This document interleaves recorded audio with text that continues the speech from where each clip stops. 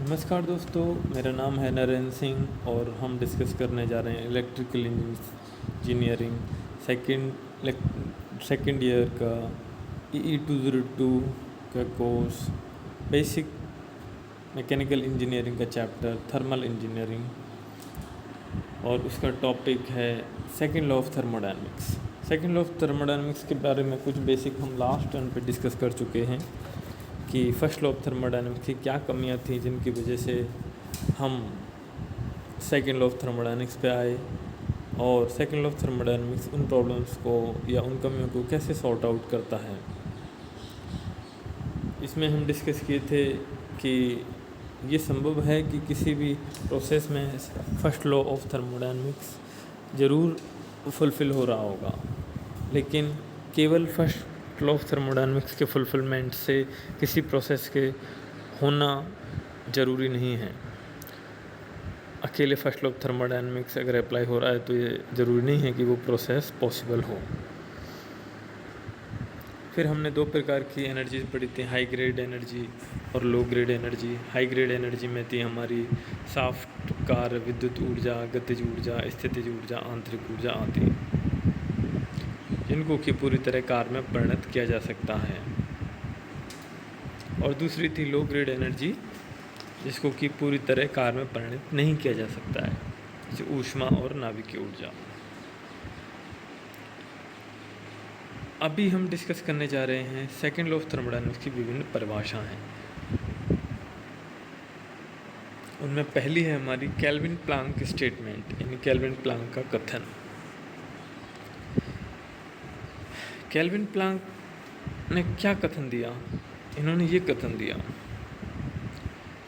जैसे कि हम फर्स्ट लॉ ऑफ थर्मोडायनेमिक्स में पढ़े थे, PMM1 टाइप की machine, perpetual motion machine of first type, जो कि इम्पॉसिबल थी, अर्थात बिना इनपुट के आउटपुट पॉसिबल नहीं था। उसमें हम इनपुट कुछ नहीं दे रहे हैं और किसी मशीन में, तो आउटपुट हमें पूरे साइकिल में नहीं मिलेगा। किसी पर्टिकुलर प्रोसेस के लिए संभव है, लेकिन अगर कोई सिस्टम एक साइकिल में वर्क कर रहा है तो उसके लिए ये संभव नहीं है कि बिना आउटपुट के उसमें बिना इनपुट के उसमें आउटपुट मिल सके। ऐसे यहाँ पे हम एक PMM2 perpetual motion machine of second type discuss करेंगे। उसमें क्या होगा, इनपुट तो होगा, आउटपुट भी होगा, लेकिन ऐसी मशीन बनाना संभव नहीं है जिसमें कि जितना आउटपुट इनपुट दिया जाए उतना पूरी की पूरी इनपुट की मात्रा के बराबर हमें आउटपुट की मात्रा में मिल जाए।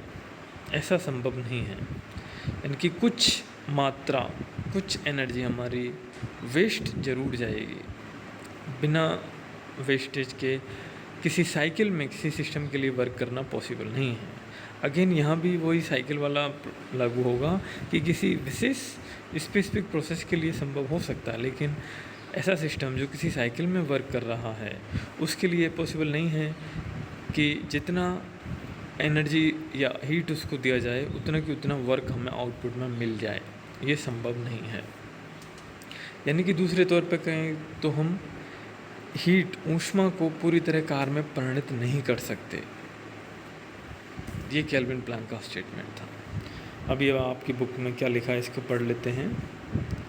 इसके अनुसार इस प्रकार का इंजन बनाया जाना असंभव है जो एक चक्र में कार्य करता हो तथा एक भार को उठाने व ऊष्मा कोश को शीतलित करने के अलावा कोई अन्य प्रभाव पैदा ना करे। अर्थात यहाँ पे भार को उठाने से क्या मतलब है? भार को उठाने से मतलब है कार्य, यानी कि वो कार्य कर रहा है। और ऊष्मा कोश को शीतलित करने से यहाँ पे क्या मतलब है? यानी कि वो हीट ले रहा है। यानी कि भाई उस इंजन को ऊष्मा दी जा रही है तो कहीं से लेके दी जा रही होगी, तो जहाँ से ऊष्मा ली जा रही होगी वो ऑब्वियसली ठंडा हो रहा होगा, और उसका आउटपुट क्या है? भार उठा रहा है, यानी कि वो कोई कार्य प्रतिपादित कर रहा है। अर्थात ऐसा इंजन बनाना संभव नहीं है जो केवल ऊष्मा ले, यानी कि ऊष्मा ले रहा है, यानी कि किसी चीज़ को ठंडा कर रहा है वो, और कार्य प्रतिपादित करे, यानी केवल एक ही तापमान के साथ वो वर्कआउट करे। ये संभव नहीं है। इसको आगे और आपको ढंग से समझाएंगे, अभी पूरा पढ़ लेंगे तब आपको और ढंग से अच्छे से क्लियर होगा ये। फिर नीचे लिखा है, इसको निम्न प्रकार से व्यक्त किया जा सकता है इस प्रकार का कोई भी प्रक्रम या प्रोसेस संभव नहीं है जिसका पूर्ण प्रभाव केवल एक ही ऊष्मा कोश से ऊष्मा प्राप्त कर तुल्य मात्रा में कार्य में परिवर्तित कर सके। यानी कि किसी भी प्रोसेस को वर्क एग्जिस्टेंस में आने के लिए सिस्टम को दो टेम्परेचर सोर्सों के बीच में कार्य करना पड़ेगा, अर्थात एक से ऊष्मा लेनी पड़ेगी और दूसरे को ऊष्मा देनी पड़ेगी, तभी वो इंजन वर्क कर सकता है। केवल एक से ऊष्मा ले और उस ऊष्मा को कार्य में प्रतिपादित करते, ऐसा संभव नहीं है। अथवा द्वितीय प्रकार की शाश्वत गति machine perpetual motion machine of second type का बनाया जाना असंभव है। ये आगे हमारा फिगर दिया हुआ है, इससे हम समझेंगे। देखिए फिगर चित्र 2.19 लिखा हुआ है। इसमें क्या है, एक ऊष्मा कोश है जिससे कि एक इंजन है जो हीट ले रहा है। यानी इंजन को हीट दी जा रही है, किससे दी जा रही है, एक ऊष्मा कोश है यानी कि हीट सोर्स है एट टेम्परेचर T1 टेम्परेचर पर है वो इंजन को हीट दे रहा है। कितनी, डेल्टा Q1 मात्रा में। और इंजन क्या कर रहा है, डेल्टा W वर्क प्रोड्यूस कर रहा है और कुछ भी और ऊष्मा के रूप में कहीं भी वो बाहर नहीं निकाल रहा है। यानी कि जितनी ऊष्मा उसको डेल्टा T1 से उसने ली ऊष्मा कोश से, T1 टेम्परेचर वाले ऊष्मा कोश से, हीट सोर्स से, उतनी ही मात्रा में उसने कार्य प्रतिपादित कर दिया। यह perpetual motion machine of second type है, जो कि असंभव है। यानी कि दूसरे शब्दों में तुम अगर कहें तो इसको सिंपल भाषा में आप समझ सकते हो कि 100% एफिशिएंट इंजन है ये। क्यों है 100% एफिशिएंट इंजन, कि भाई जितनी मात्रा में इसको ऊष्मा इनपुट में मिली उतनी ही मात्रा में इसने W प्रतिपादित कर दिया, कार्य प्रतिपादित कर दिया। तो 100% हुआ ये इसकी एफिशिएंसी, इसकी दक्षता, जो कि असंभव है। इस संसार में 100% नामक कुछ चीज़ नहीं होती, इसलिए ये असंभव है। यहाँ पर ऊष्मा कोश को उच्च तापमान T1 पर दर्शाया गया है। इसमें डेल्टा Q1 ऊष्मा इंजन E द्वारा ली जाएगी। परिभाषा के अनुसार यह ऊष्मा पूर्ण रूप से कार्य डेल्टा W में परिवर्तित हो तथा निष्कासित या रिजेक्टेड ऊष्मा डेल्टा Q2 क्या है, जो रिजेक्ट यानी वेस्ट।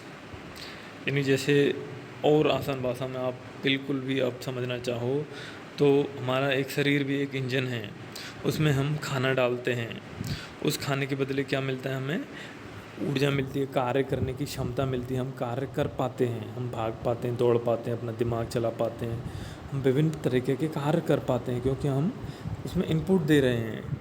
लेकिन हमें कुछ वेस्ट भी निकालना होता है, मल के रूप में, मूत्र के रूप में, पसीने के रूप में, इनके रूप में हमें वेस्ट निकालना होता है। ऐसा नहीं है हम जितना हम अपने शरीर में अंदर दे रहे हैं पूरा की पूरा हमें कार्य के रूप में मिल रहा है, नहीं, संभव ही नहीं है। तो हम भी, हमारा शरीर इंजन है, वो भी एक वेस्ट निकालता है, मल के रूप में, मूत्र के रूप में, पसीने के रूप में। तो इसी प्रकार कोई भी इंजन, मैकेनिकल इंजन भी पॉसिबल नहीं है जो पूरे के पूरे इनपुट को आउटपुट में बदल सके, या पूरी ऊष्मा जो उसको दी गई है उसको कार्य रूप में परिणत कर सके। उपरोक्त कथन ऋणात्मक है। इसे धनात्मक कथन बदलने के लिए है, यानी कि ये गलत है। इसे धनात्मक कथन बदलने के लिए आवश्यक है कि ऊष्मा का आंशिक रूप से कार्य में परिवर्तन हो तथा शेष ऊष्मा को अपरिवर्तित या प्रतिक्रिया किया जाए। यानी कि भाई जो ऊष्मा उसको दी जा रही है डेल्टा Q1, उसमें से कुछ तो डेल्टा W में परिवर्तित हो जाए और कुछ डेल्टा Q2 यानी रिजेक्ट होनी चाहिए उसमें से, तब वो संभव होगा, तब उसका एग्जिस्टेंस पॉसिबल है, अन्यथा वो पॉसिबल नहीं है वो इंजन। इसे ऊष्मा को ग्रहण करने वाले निकाय को ऊष्मा अधिगम, यानी कि जो हाई टेम्परेचर वाला देख रहे हो, अब जैसे पॉसिबल वाला विन्यास हम यहाँ पे बनाएंगे तो क्या होगा कि एक हाई टेम्परेचर पर एक हीट ऊष्मा का कोश है जो डेल्टा Q1 इंजन को दे रहा है, और एक लोअर टेम्परेचर, कम टेम्परेचर T2 पर एक कोश है जिसको डेल्टा Q इंजन दे रहा है, यानी कि वो ऊष्मा ले रहा है। तो जो एनर्जी रिजर्वायर ऊष्मा देता है उसको हम हीट सोर्स बोलते हैं। जैसे कि T1 पर है जो दे रहा है उसको हीट सोर्स बोलते हैं, और जो ले रहा है उसको हीट सिंक बोलते हैं। T2 टेम्परेचर पर है, लोअर टेम्परेचर पर है, इसलिए वो हीट लेगा, तो उसको हम हीट सिंक बोलते हैं। यह अभिगमन निम्न तापमान T2 पर होगा, यानी T2 टेम्परेचर पर वो हीट लेगा। इस प्रकार ये जो फिगर में दर्शाया गया है वो पॉसिबल है। इस फिगर को या इस सिस्टम को इंजन के नाम से जाना जाता है। यानी इंजन क्या है, वो हाई टेम्परेचर वाले सोर्स से हीट लेता है और लोअर टेम्परेचर वाले सोर्स को कुछ हीट रिजेक्ट करता है और कुछ मात्रा जो बची है delta Q1 minus delta Q2 उसको कार्य रूप में परिणत कर देता है। इससे यह विदित नहीं होता कि अवशोषित ऊष्मा का कितना भाग कार्य में परिवर्तित होता। अभी हमें ये तो पता चलेगा भाई Q1 इंजन ने ली हाई टेम्परेचर सोर्स T1 से, और उस जो ली डेल्टा Q1 उसमें से कुछ तो उसने डेल्टा W कार्य रूप में परिणत कर दिया यूज़फुल एनर्जी के रूप में, और कुछ उसने वेस्ट कर दिया डेल्टा Q2 के रूप में। लेकिन कितना वेस्ट किया ये इससे पता नहीं चल रहा, तो उसके लिए हम एक टर्म यूज़ करते हैं एफिशिएंसी, इसको हिंदी में दक्षता कहते हैं। तो दक्षता क्या होती है, आउटपुट अपॉन इनपुट। यहाँ पे आउटपुट क्या मिल रहा है हमें, या हमें आउटपुट मिल रहा है कार्य के रूप में डेल्टा W, और इनपुट क्या है, जो उस इंजन को डेल्टा Q1 हीट इनपुट दी जा रही है, यानी कि एफिशिएंसी होगी आपकी। ये एफिशिएंसी का सिंबल है, efficiency equal to delta W upon delta Q1। और डेल्टा Q1 को हम क्या लिख सकते हैं, डेल्टा W और डेल्टा Q2 का योग, क्योंकि Q1 से ही तो डेल्टा W और डेल्टा Q2 बटे हैं दक्षता के अनुसार, तो हम लिख सकते हैं। और डेल्टा W को हम क्या लिख सकते हैं, delta Q1 minus delta Q2, क्योंकि delta Q1 is equal to delta W plus delta Q2, तो डेल्टा W हो जाएगा हमारा delta Q1 minus delta Q2। तो एफिशिएंसी हो जाएगी हमारी delta Q1 minus delta Q2, या दोनों में Q1 का भाग दे देंगे हम डेल्टा Q1 का, तो एफिशिएंसी आ जाएगी 1 minus delta Q2 upon delta Q1। तो इस इक्वेशन से आप देख रहे हो कि efficiency is equal to 1 minus something, यानी एफिशिएंसी हमेशा 1 से कम है, यानी कि प्रतिशत के रूप में हम देखेंगे तो दक्षता हमेशा 100 से कम ही रहेगी, क्योंकि Q2 का मान Q1 से कम है, तो यहाँ पे 1 से छोटी संख्या आएगी, यानी कि 1 माइनस समथिंग, यानी कि लेसर देन 1। तो एफिशिएंसी हमेशा 100% से कम ही रहेगी किसी भी इंजन की, 100% संभव ही नहीं है। ये सेकेंड लॉ ऑफ थर्मोडायनामिक्स का वायलेशन होगा अगर कोई इंजन ऐसा होता है तो, और वो संभव ही नहीं है। तो ये हो गया फर्स्ट स्टेटमेंट।